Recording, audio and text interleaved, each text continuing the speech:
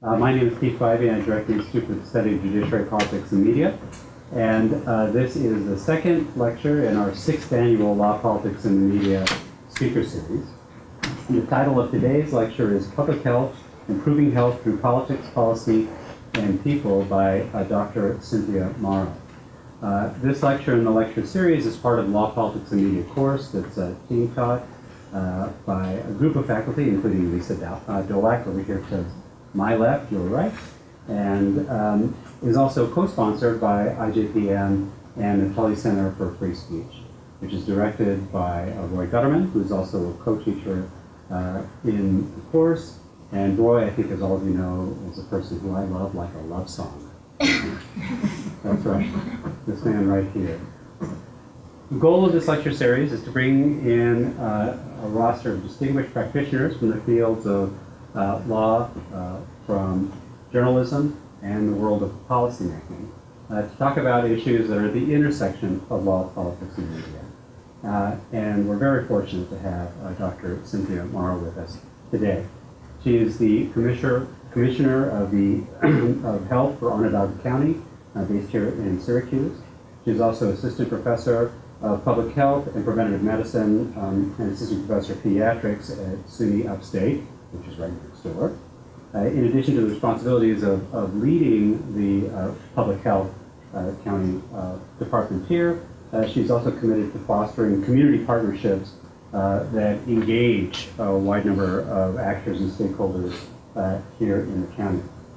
Dr. Morrow holds a bachelor's degree in psychobiology from Swarthmore College and an MD, MPH from Tufts University School of Medicine in Boston.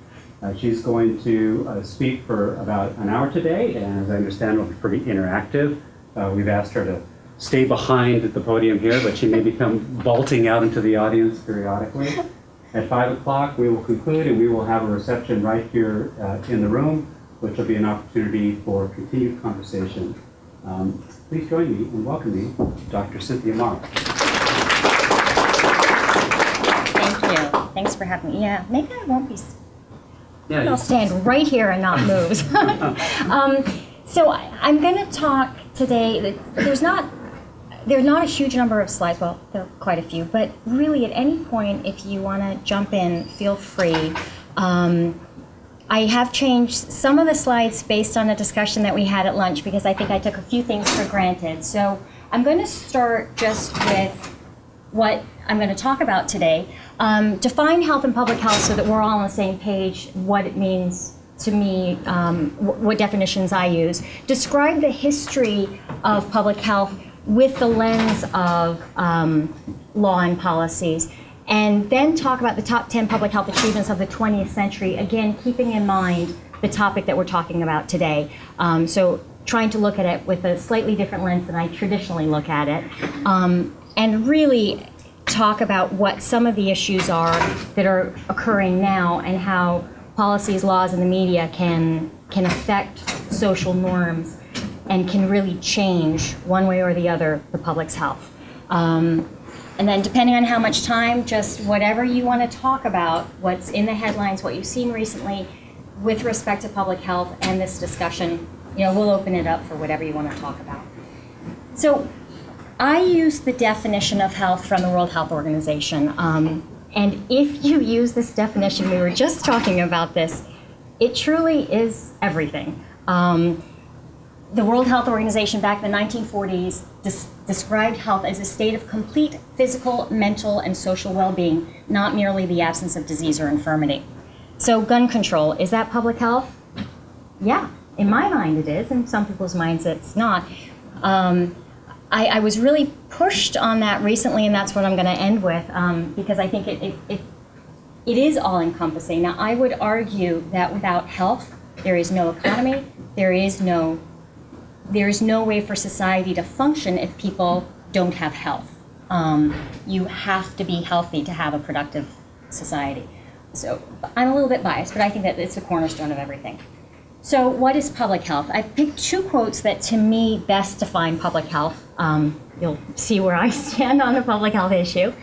The philosophy of science is to find truth. The philosophy of medicine is to use that truth for your patients. The philosophy of public health is to use that science for everyone for social justice and health. And then Martin Luther King, of all of the forms of inequality, injustice in healthcare is the most inhumane.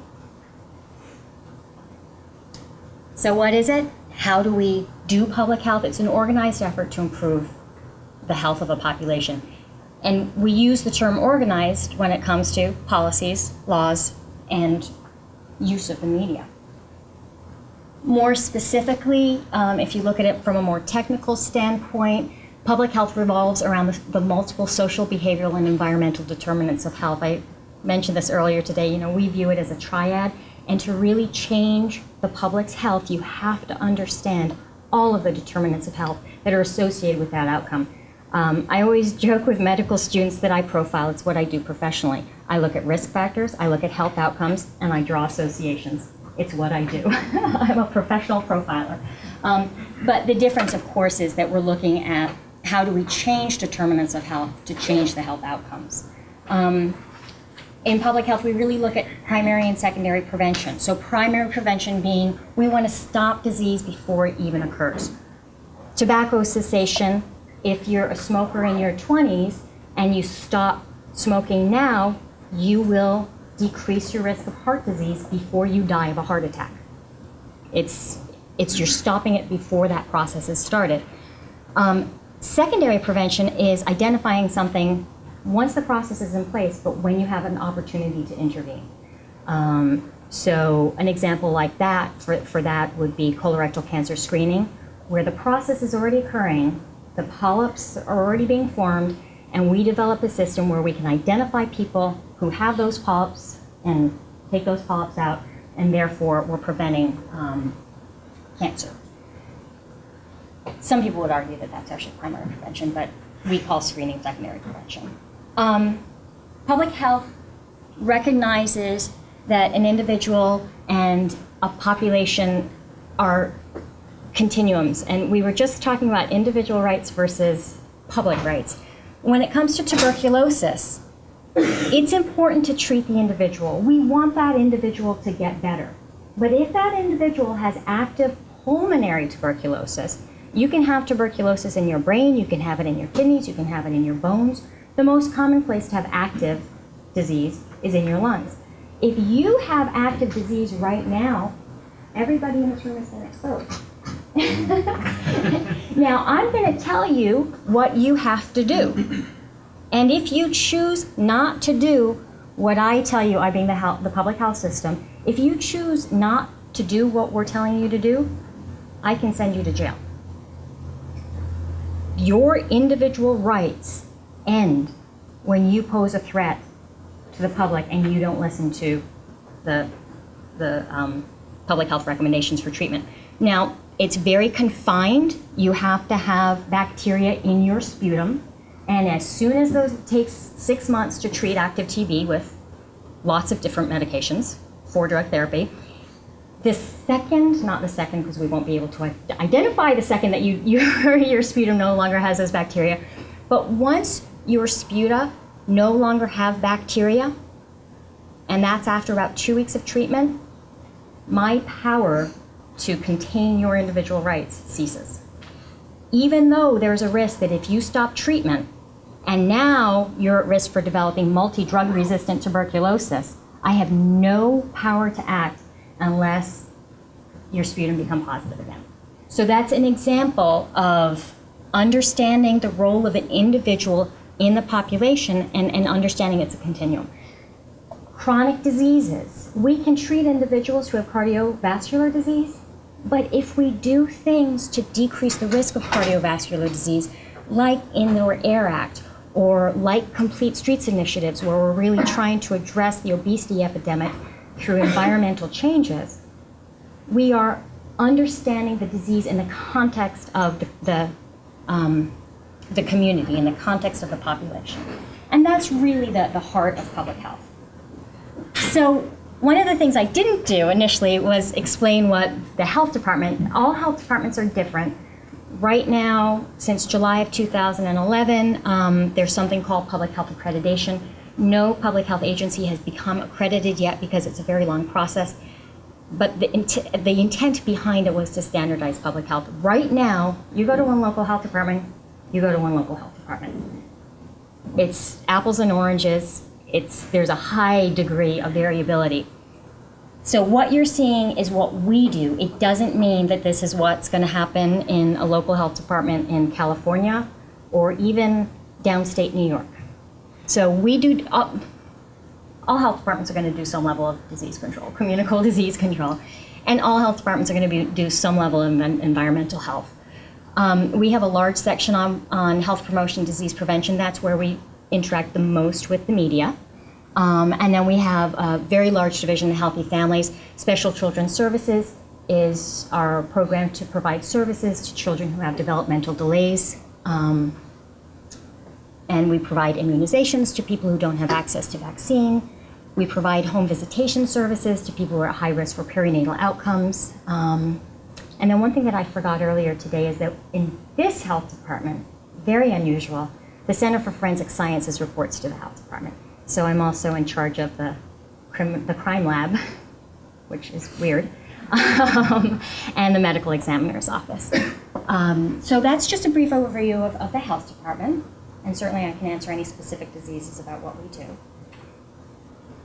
But now I'm going to get more into the history of public health and the impact of policies, laws, and the media.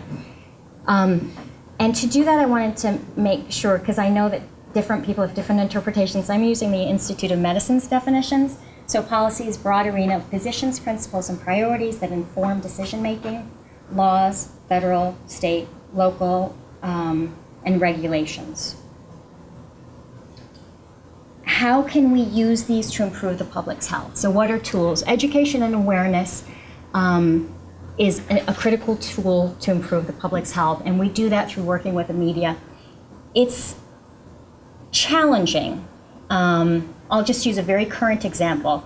So the current influenza season, we peaked in Onondaga County the week of December 22nd. Now, the media frenzy took over the second week of January. By the time the media nationally were talking about children dying of influenza, and this is the worst season that we've seen since 2003, we were already well over our hump. Now, we had done local media. We'd done a lot of local media prior to that. In response to the media's request, we started posting our weekly numbers online, and they were very, I think, responsible in understanding what their role was in promoting immunizations and promoting hygiene when it comes to flu seasons. I mentioned this earlier today in the smaller luncheon, that it's really hard for us to counter some of the crazy social media that take over in situations like this. It can be very positive. I don't know how many of you saw that really tragic story of that young boy, a 17-year-old who died of influenza, well, who died of Staph aureus after having influenza a couple weeks ago, or not a couple weeks ago, last month. It was publicized in lots of different media outlets, and the family wanted to make sure people knew how important it was to get your flu shot. And that was an example of really using the media to get a public health message across. Conversely, in H1N1, there was this crazy video that went viral with this cheerleader who developed this profound neurologic disorder after getting her flu shot. Well, first, it was seasonal flu. It wasn't H1N1 ever. But second, it was a complete fabrication. And it that the number of calls that we got as a local health department, not remotely in the area where this woman was from, was pretty amazing. Well, what are you doing about the terrible effects of the flu vaccine? The flu vaccine is the most effective way to decrease your risk of influenza, period. We have the longest safety profile that you can imagine on it because we've been using flu vaccines forever. So that's an example of both the good and the bad with media and public health. MRSA, this was years ago, but holy crow, did MRSA hit the headlines Now, we've been dealing with it for years and years. And yes, there's been a slow, steady increase. I will never understand what triggered that media frenzy about MRSA, but something triggered it. And the interesting thing was that we had a study done locally by a medical student. It changed the way physicians practice medicine. It changed the way, the media attention to this changed the way physicians cultured and treated people who had skin infections on presentation. So it's amazing to know the power that the media has, not only in changing social norms, but in changing physician behavior. And that ultimately has an impact on public health. So policies, I think one of the things that is really important to me is taking into account the ability of policies to change social norms. And that's really, when we're talking about public health, what we're talking about is creating environments in which people make decisions that improve their health rather than harm their health. And that's a really important, it's a challenging thing to do. Traditional health education is not particularly successful. Laws, policies can be profoundly influential in changing social norms. And then, of course, we've got the concrete laws where we are inspecting pools and we're shutting them down if they don't meet our criteria.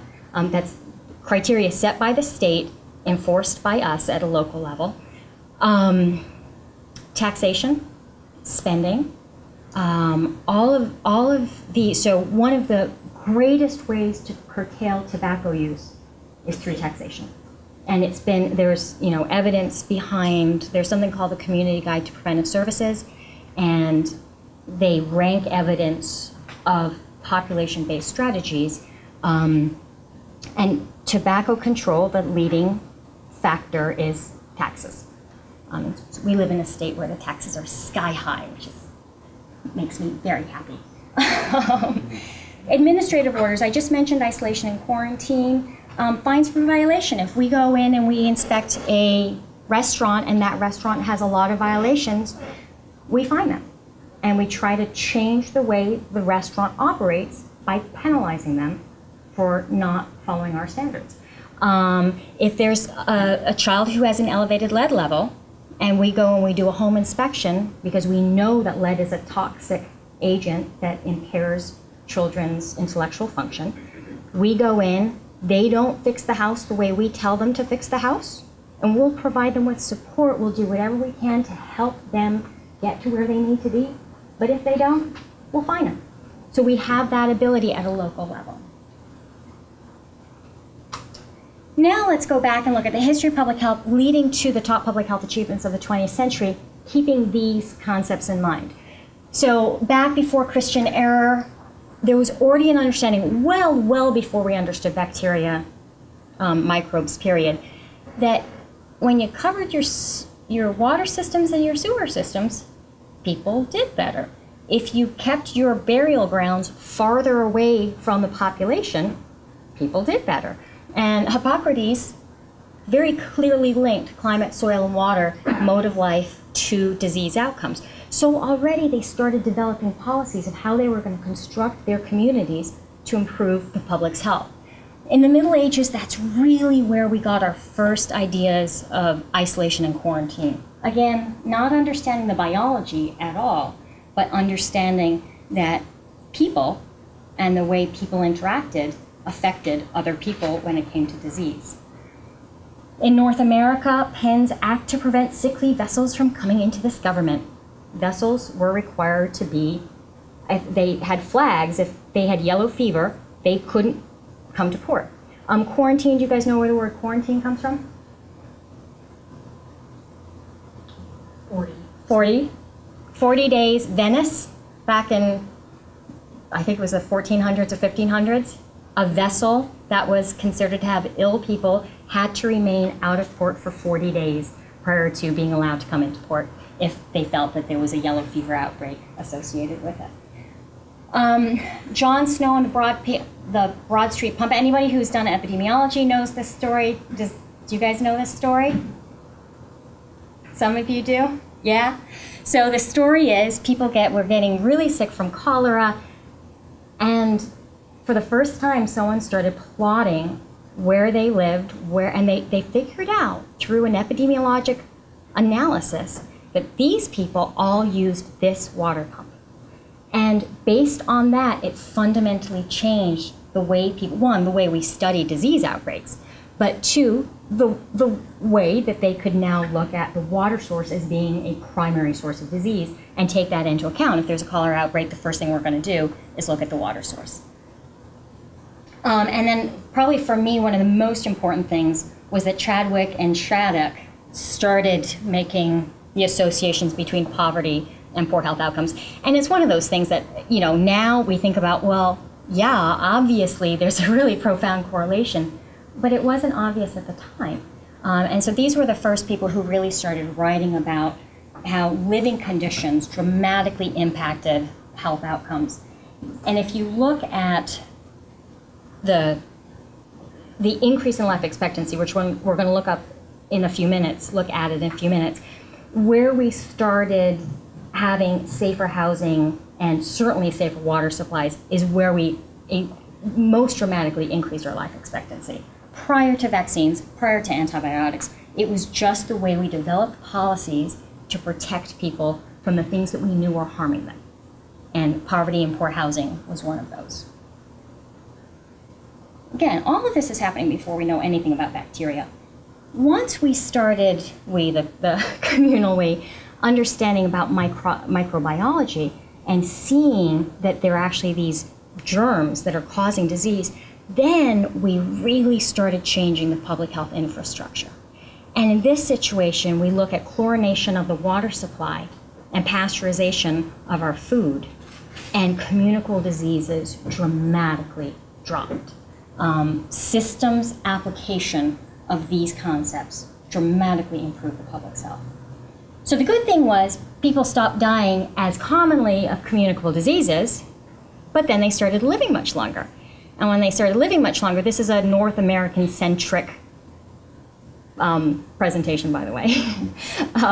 When they started living longer, the impact of chronic diseases became much more evident. Which brings us to the 20th century, where really chronic diseases the impact of chronic diseases has become incredibly clear. So I'm going to go through the top 10 public health achievements, and just for the first one, I'm going to talk about examples of laws, what we did about this, and then go through and ask you guys what you think we've done from a policy, law, or social norm perspective that has changed the way these achievements have been made. So vaccination. Clearly the advent of vaccination has had a profound impact on our life expectancy. But it's not just the administration of this vaccine to this person.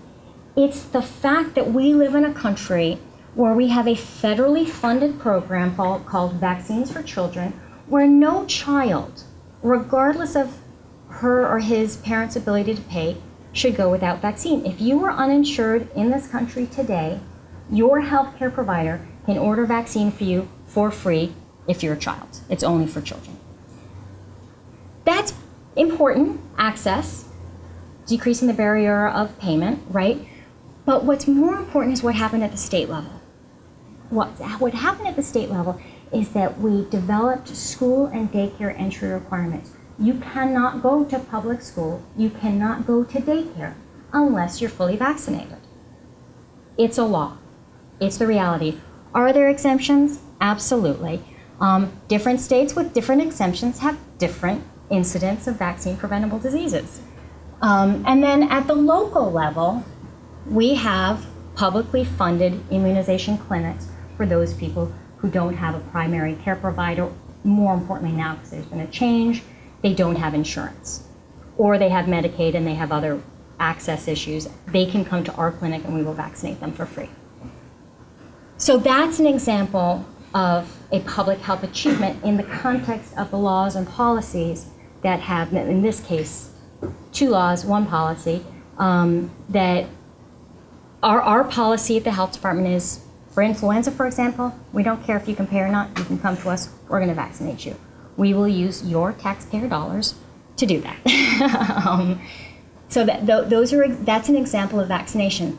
Motor vehicle safety, safer workplaces, control of infectious diseases. We've talked about that for a little bit, but I'm going to expand just 1 second on that. If you have meningococcal meningitis, how many of you were vaccinated for meningococcal meningitis? Probably most of you, because SU probably has a policy that requires it. I actually don't know that. Do you guys know? That requires it? It's not a mandated. It's at the state level. It's not mandated. It's recommended. But here's an example of a policy, an institutional policy that says, we're going to make you do it. But if you do happen to get it, your doctor is going to let us know about it, and we're going to do a public health investigation, and we're going to offer antibiotics to anybody who was exposed to your spit, bottom line, because that's how it's transmitted.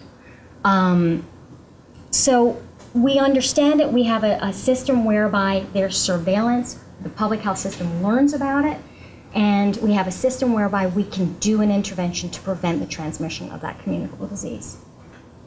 Decline in deaths from coronary heart disease, safer and healthier foods. I don't expect that any of you think about your food being fortified. Your health is just automatically improved because someone else is adding vitamins and minerals to your food. Pasteurizing your milk and doing all sorts of things, adding folate so that if you're a woman of childbearing years, you have a decreased risk of neural tube defects. There's so many ways that we've created safer and healthier foods. Healthier moms and babies, family planning, fluoridation of the drinking water. How many of you guys talk about media? Pulaski. You guys aware of what's going on? Not going to go there unless you want me to. Recognition of tobacco use as a health hazard, and then all of the things. So is there anything that all of these are public health achievements because of the laws, policies, and social norm changes that accompanied the movement, whatever it was. Anybody want to think of an example of that in the public health achievements? Something that I haven't talked about yet? That's okay. We'll open it up at the end. There's so many examples, and we could go through each one. Motor vehicle safety, seat belts and airbags, speed limits. These are all things that have improved your health. Our mortality rates from MVAs has plummeted because of those things. So I've been referring to this graph the whole time. We've gained 30 years of life expectancy between 1900 and 2000. 30 years. 25 of those years are attributable to public health interventions. This steep part of the curve that I was talking about earlier, chlorination of the water supply. Dramatic decrease in communicable diseases. Most importantly, the reason our life expectancy added so much in that time frame was because infants weren't dying of diarrheal diseases. I mean, that's simplifying it, but that's a huge part of it. So if a baby dies, you get a lot more life expectancy gained if you prevent that death than if an older person dies and you prevent that older person's death. Okay, so that was a profound impact. But, and here's the but, any celebration of these victories must be tempered by the realization that these gains are not shared fairly by all members of our society. People in upper classes, those with good education, high-paying jobs, comfortable neighborhoods, live longer, healthier lives than do people in lower classes, many of whom are black or members of ethnic minorities, and the gap is widening. I'm not sure I buy that the gap is widening, but because if you look at this, maybe I took that slide out. The gap is actually narrowing in many fields. Oh, it's coming up, sorry. I'm thinking about, I changed the order. We're going to look at disparities in a minute.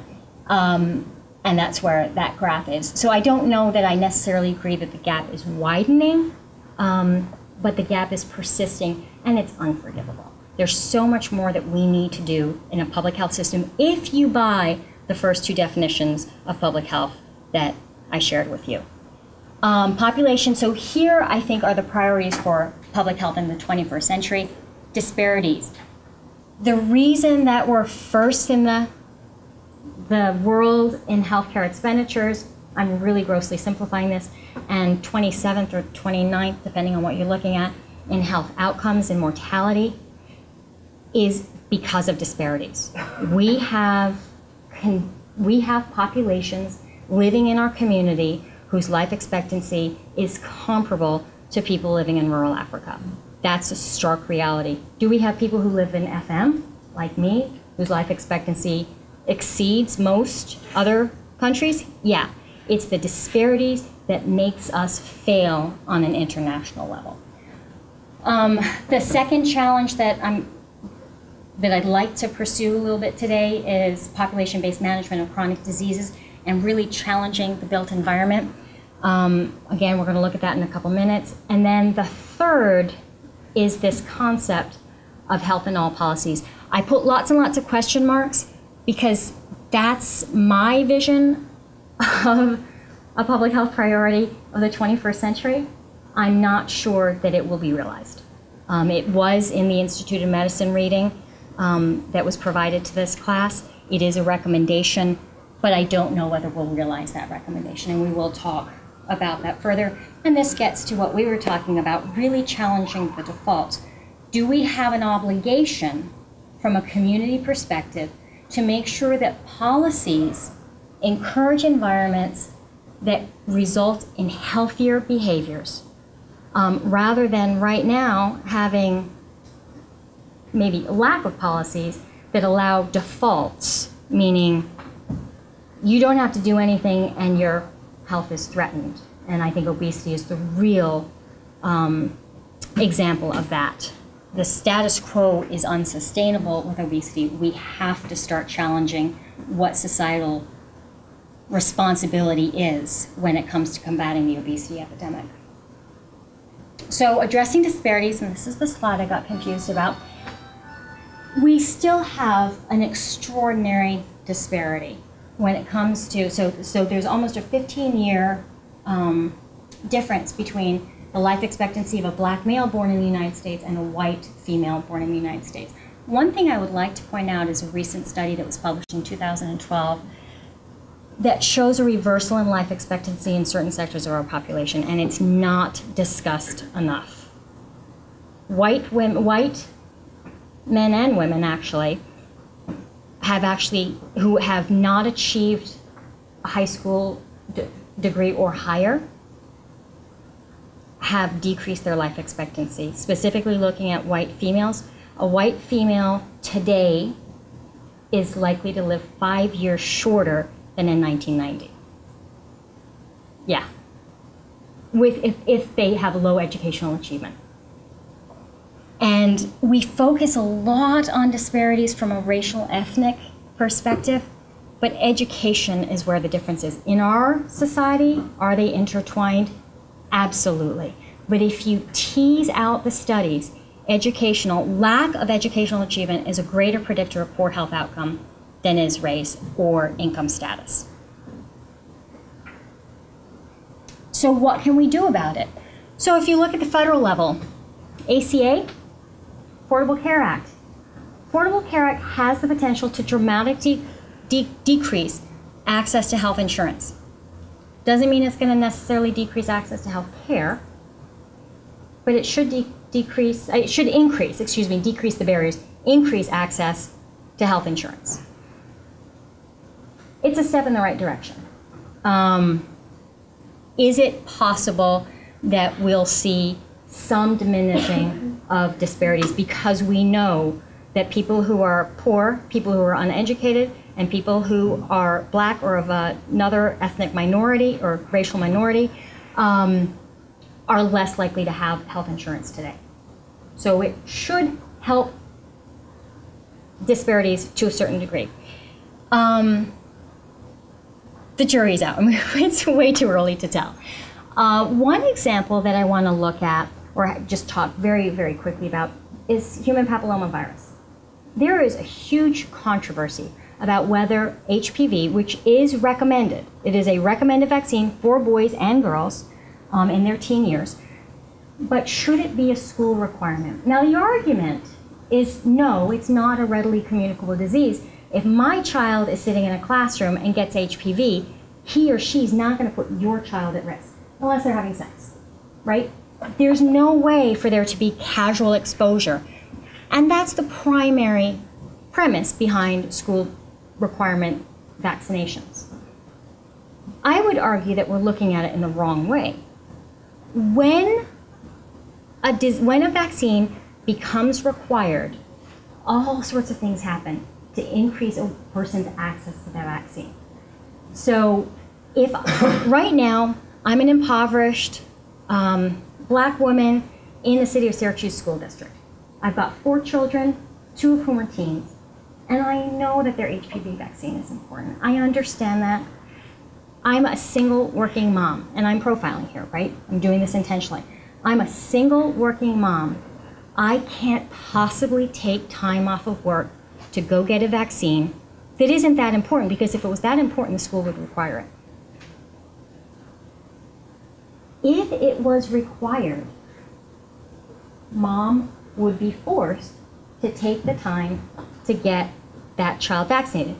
Now that's not necessarily ideal. In the ideal world, we would minimize all barriers and that child could get vaccinated, not because moms,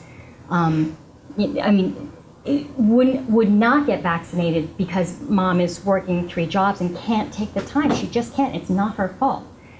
In the ideal world, we would minimize all those barriers. We'd be offering the vaccine at school so that mom didn't have to worry about it. There'd be no copay. There'd be no barrier to mom getting her daughter vaccinated or her son vaccinated.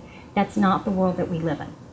The world that we live in, those barriers are real for her, and it doesn't become a priority. We now require it. She's forced to make it a priority. I don't like that term, but that's the reality. Now we're talking about potential reduction in disparities in cervical cancer in 15 years because we've leveled the playing field. We've developed a law that levels the playing field, not because we're worried about transmission from person to person, but because we feel that every young girl or boy deserves to live a life free of the risk of HPV and transmitting cervical cancer, right? It's not the way we're looking at it. I'm challenging us to look at it a little bit differently, and it's purely speculative. We don't have evidence one way or the other at this point. What can we do about disparities? Address educational requirements. We know that education is fundamental. Increase the school days, decrease the vacation, so increase the length of school day, decrease. We have to have evidence that that increases educational achievement. Incentivize kids to stay in school. Increase penalties for families where children don't stay in school. Maybe we need to look at that, knowing that the cost of children dropping out of school is a phenomenal societal cost. Maybe, I don't know. These are just things to think about. State, increasing minimum wage, certainly happening in other places. Discussion here, a whole argument, well, what's that going to do to business? More people are going to be unemployed. One thing about ACA, which boggled my mind, I was thinking about it really narrowly. So one thing about ACA is that there's a huge penalty if you have someone who's working 30 hours or more and you don't provide health insurance to them, right? What do you think businesses are doing with that? For the people who have lots of part-time employees. They're putting them off on Nothing. They're going to pay the fine, and or they're putting them off on what I call a leasing employment situation. So depending on the situation, they may not be doing anything about it, may not be worrying about it. They may be adjusting, and depending on a cost analysis, it may be a heck of a lot cheaper just to pay the fine, because the fine's not that steep, depending on how big your company is. Or, if they're a large company, they lay off their part-time workers. And I was talking with a business that had 100 people who worked between 25 and 29 hours. They identified key people that they were going to push above 30 hours, and they would cover their health insurance, and then they were going to lay the other people off. Unintended consequence, right? Something to be considered. You know, it's complicated. ACA, I can't pretend to I'm sure that there are people in this room who understand ACA way, way, way better than I do. But that's that is a real thing that's happening, is people are changing business practices, or maybe not, because of the fine.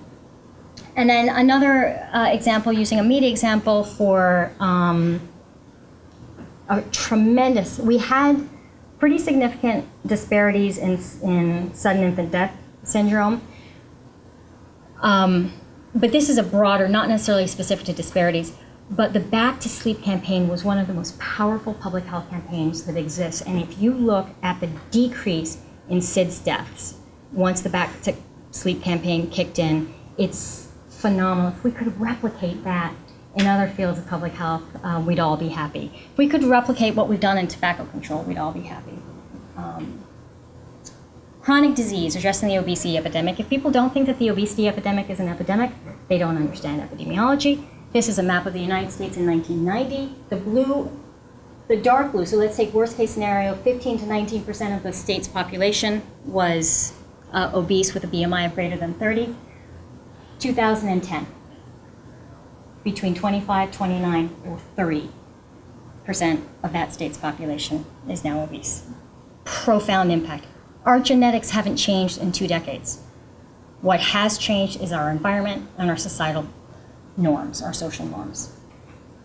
So what can we do about chronic diseases? Federal, USDA Farm Bill, WIC, Supplemental Nutritional Assistance Program, otherwise known as food stamps, school food standards, farming subsidies. All of these have a profound impact on what's happening in our country, what's happening with the obesity epidemic. Are we looking at health in all policies? Are we looking at them in the right way to improve the health of our community? And we could talk about the whole SNAP controversy. I don't know. I mean, there are numerous states across the country that have tried to put restrictions on SNAP unsuccessfully. SNAP is considered an entitlement program. It is not considered a nutrition program. But we could literally talk about that for another 2 hours because of the complexity of the issues at stake. But one concrete example I want to provide to you. When H1N1 first started, we didn't know what we were dealing with. We didn't have the surveillance data. We didn't know at the time, at the very beginning in May of 2009, whether we were dealing with a deadly disease or a mild disease. In retrospect, we overreacted. It was a mild disease, but we didn't know that in the beginning. We didn't have those data. So what did we do? We closed schools. Because what we knew was there were reports of hundreds of people dying in Mexico, and there was a report of a school in New York City where 30% of the population was hit. So we didn't take any chances. What we learned was that even though we had a way of distributing food, we'd done this in pan-flu planning, we could not get reimbursement from, if schools had chosen to do an alternate food delivery and get school buses to drop off food supplies for children who would go hungry because they were dependent on those school lunch programs, the USDA would not reimburse them if the school was closed. That was part of the law. That has been changed based on New York's experience because we threw a hissy fit saying, if we have a way of getting food to these kids, when we have closed schools, you have to pay for it. It's ridiculous. These kids are dependent on food. But at the time, that wasn't the case. Taxes, sugar, sweetened beverage tax is probably another thing that we could talk about for hours and hours and hours. There are two sides of that one. Zoning laws. There are plenty of communities, maybe plenty is too strong a word. There are communities within this country where they are controlling the density of fast food restaurants as a way of curbing the obesity epidemic. So to wrap it all up, there is an Institute of Medicine recommendation that every policy take into account the health, that we need to use the World Health Organization's definition of health and make sure that every time we entertain a new policy, every time we decide whether we should pass a law or not pass a law, we must consider what the implications to the health of the community are. I don't know whether that's going to gain traction. Certainly my hope is that it will. But I want to push this a little bit, that 3-4 weeks ago, I got an email from a physician at Columbia, and he said, you know, I'm trying to get the attention of the commissioner of health for the state health department because his gambling is going to cause a health crisis. And I said, you know, really, you need to talk with the mental health system, you need to talk with the substance abuse, because of the association, with Oasis, go talk with Oasis. And he said, no, this is a public health issue, this is a public health crisis, and no one's taking it seriously. Now I have to say, I have to be honest, it is not a priority for me. I have a lot of other things that are higher on my list of priorities. But when we talked, the more we talked, I said, you know, one way to go about this is to say, have you done a health impact assessment? Have you considered what the impact is going to be? Have you considered health when you've decided to put in your budget that you're going to allow the expansion of gambling to 7 more casinos, many of which will be in upstate New York? What about the gambling addiction? If you're going to pass that kind of policy, do you have checks and balances in place to address the treatment needs for the people who will now become addicted who don't have access to gambling right now? Right, wrong, I don't know, but I think that the question deserves to be asked.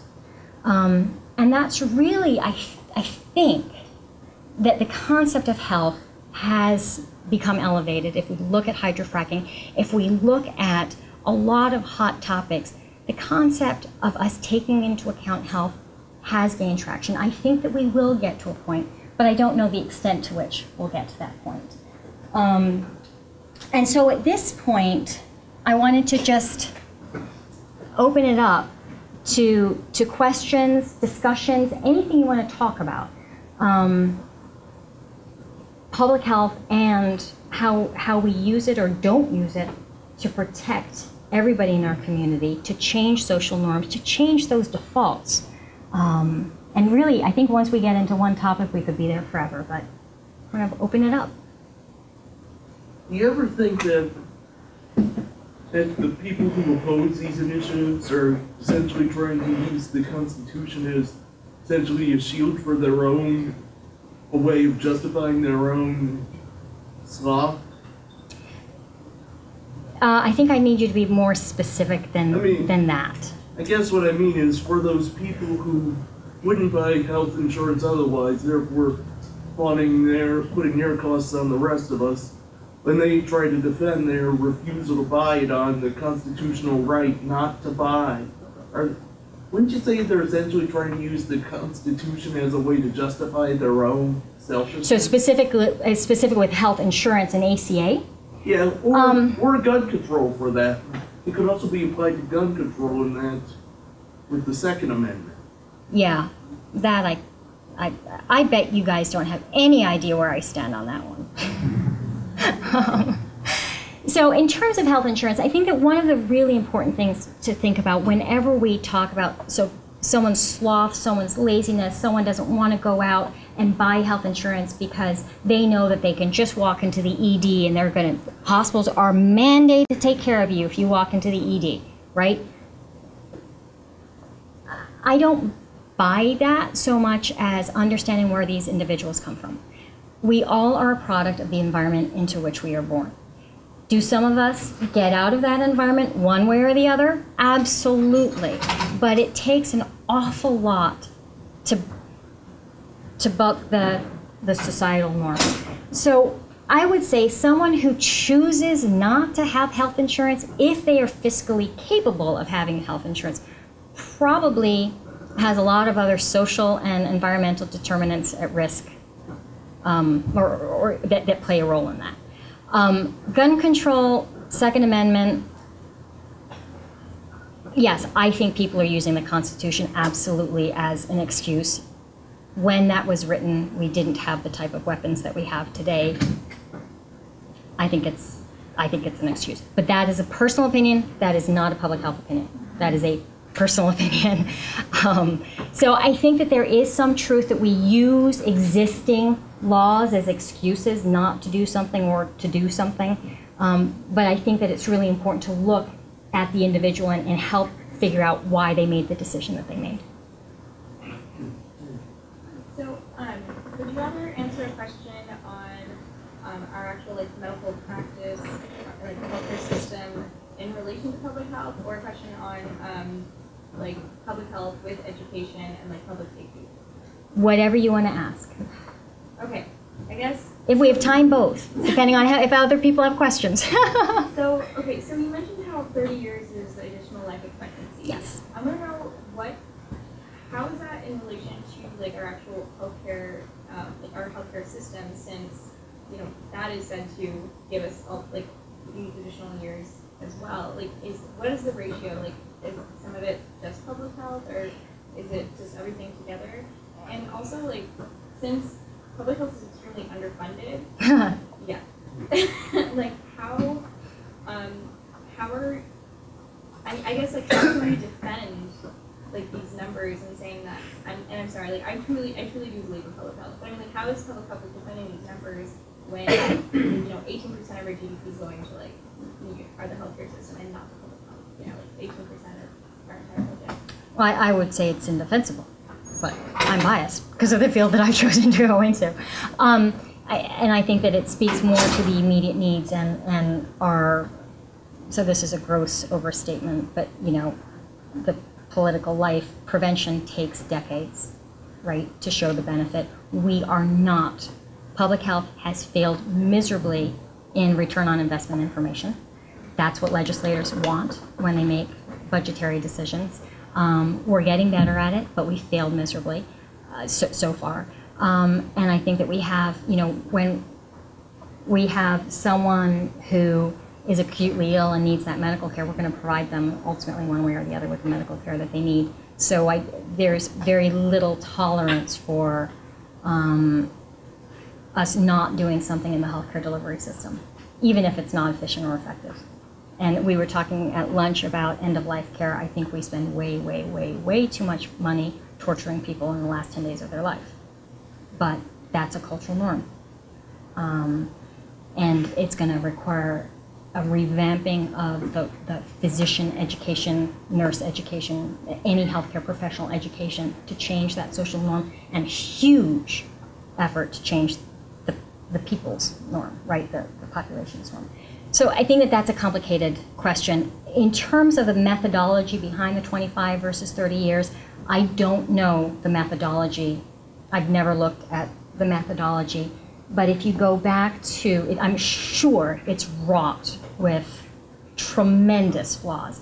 Because if you go back to one of the first slides, it's a continuum. So you take immunizations. How do you attribute the life expectancy gained with immunizations between the delivery of my vaccine, my children, and the VFC state requirements and everything else that's happened concurrently? And I don't think that there is a single methodology that could adequately address it. So this is the best methodology that they had to tangle out the 5 years of actual medical treatment. So improvements in ventilator settings compared to tobacco control and the Indoor Clean Air Act. There is a methodology, I'm not familiar with it, but I can guarantee it's not perfect.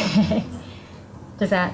Yeah, so it's pretty much like when they were doing these studies, they were taking everything into account. Yes, and things were happening concurrently. Exactly.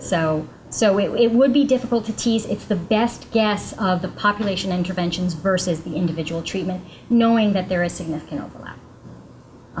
But we are getting better at ROI information, and we are trying to leverage that to get more public health funding. One of the great benefits in my mind, ACA does have challenges, in case people were interested in ACA, but one of the huge benefits in ACA from a public health perspective, not a healthcare delivery systems perspective, is that it has a very significant chunk of funding for public health interventions and for the building of evidence-based public health and public health workforce. So if it's fully implemented, there should be ongoing sustainable funding for public health in it. And there are a whole bunch of things in there.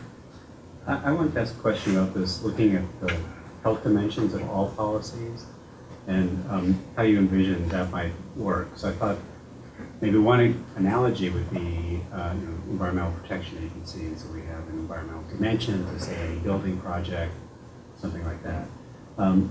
But are you concerned that if we universalize this concern with health and all policies, it will actually take a step backwards in public health? Because now public health dimensions are going to become important in a wide variety of areas. And so people with interests are going to be very interested in making sure that the public health impact statement lets them do what they want to do.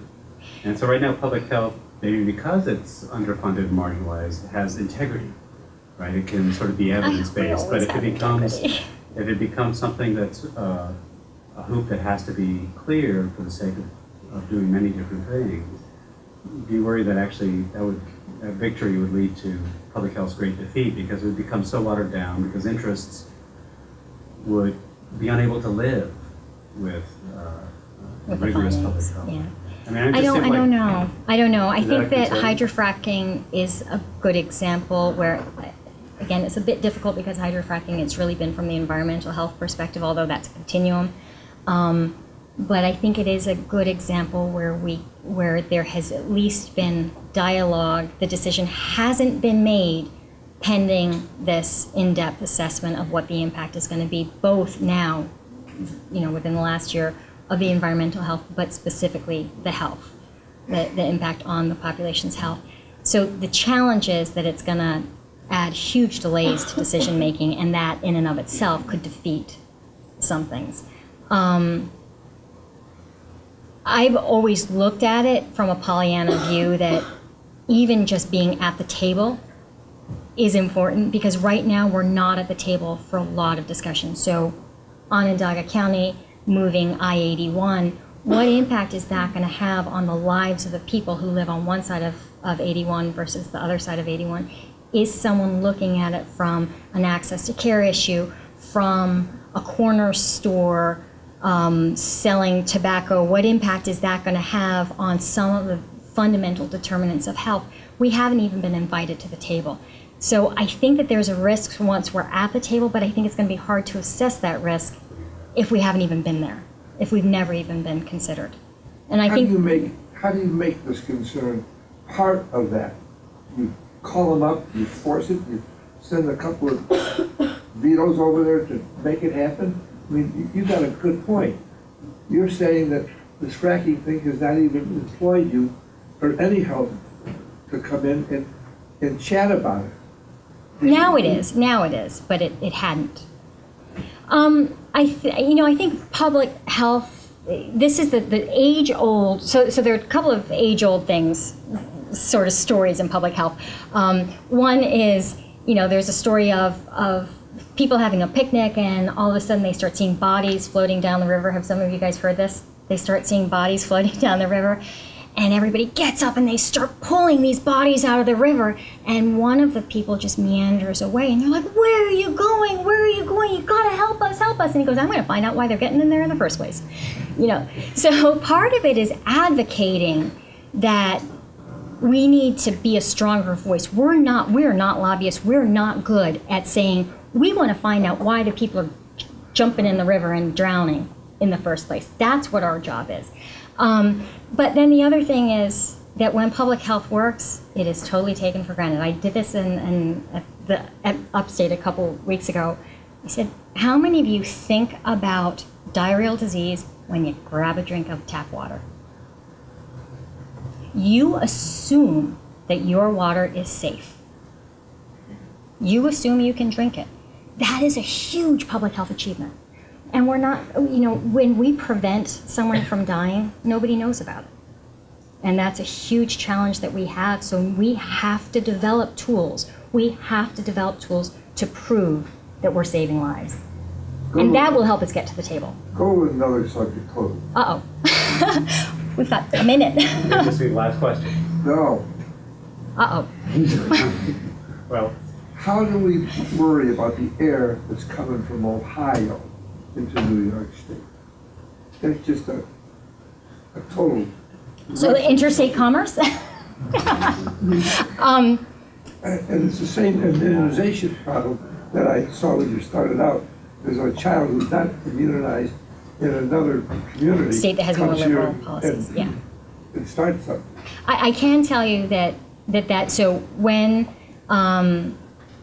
we had the tsunamis in Japan, the air quality and the potential impact of what that would have on, looking at airflow rates across, that was something that crossed my desk, I'm sure crossed every public health practitioner's desk the day that it happened, was trying to make sure that we were aware of what the potential consequences are. It's about education, it's about awareness at the professional level, but in terms of controlling it, it's a huge, huge issue. What Ohio is doing, and they're, I don't know if Ohio has any coal mines, I have no idea. Yeah, there's a lot of in Ohio. Yeah. So what they're doing with their coal mines, which can dramatically impact our health, I am not aware of anything that currently allows us to address it. That's Ohio's problem, even though the impact is on us. I'm not aware of any dialogue of changing. I mean, the EPA theoretically should have jurisdiction over that. Theoretically. We have a chance to continue discussion at the reception, but please join me in thanking